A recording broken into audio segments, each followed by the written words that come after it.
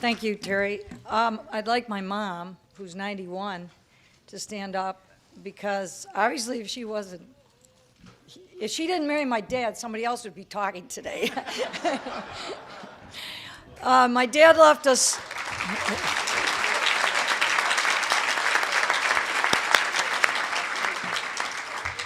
My dad left us 6 years ago, but we started listening to the fight song on some 45 record player when we were kids, and I went there, or I came here, of course, and my brother Tom, would you stand up? He came after me, and my brother Bill went to Western, but you know, it's close.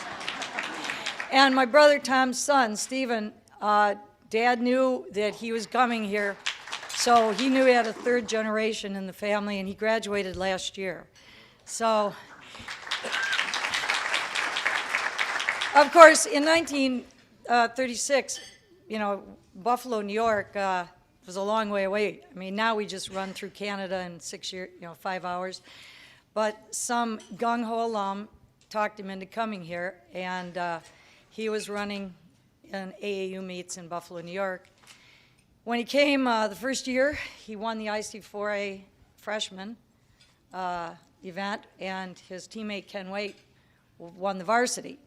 That was 36. In 37, the team won again. For the 5th time, it was agreed that a school that won the IC4A trophy would retire it. So they retired the trophy. That picture of he and another runner, that was Ken and Lauren Brown. Of course, anybody who really knows her history knows Lauren Brown was a star here in the late 20s as a cross-country runner himself.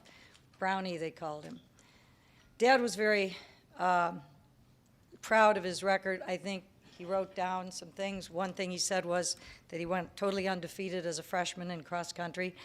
One thing that maybe people don't know, in cross-country they had 12 IC4A championships, 14 Big Ten championships, and 8 NCAA championships. So they're really the winningest sport for the college. And in the NCAA championships, they ran the NCAA championship here from 1936,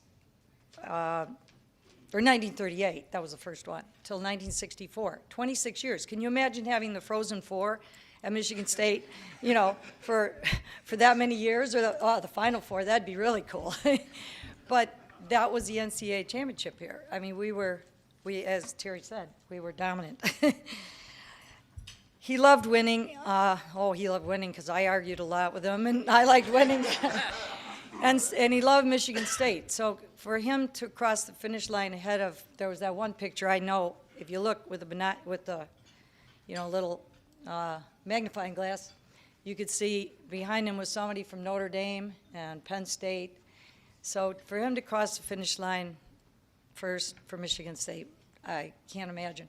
I really envy those who can see their relatives really moving. Mom is lucky. She got to see him run all the way from Buffalo in those days. She came up to see him run a couple times.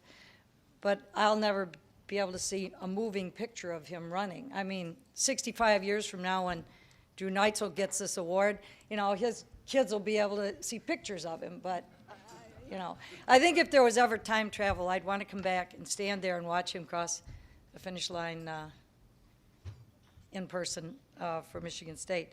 And, of course, he was very close to his coach, Brownie, until Brownie died. He was very proud of the whole team. In 1979, I don't know, maybe Terry remembers this, he actually called Joe Kearney after Magic won it all for us and said, you know, this is the first time for basketball, but did you know this is the 40th anniversary of the first NCAA championship ever, 1939, the cross-country team that he was captain.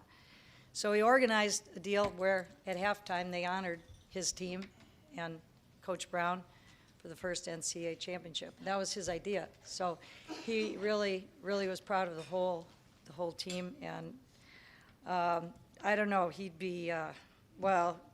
just be speechless, which, as we remember, he wasn't speechless very often.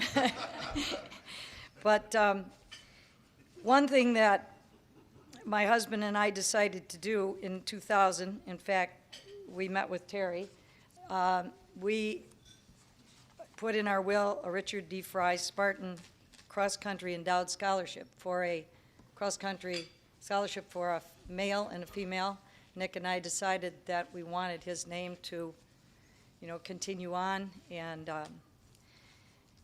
someday, hopefully, Steve, you'll take care of that, because Nick and I have to die before that happens. But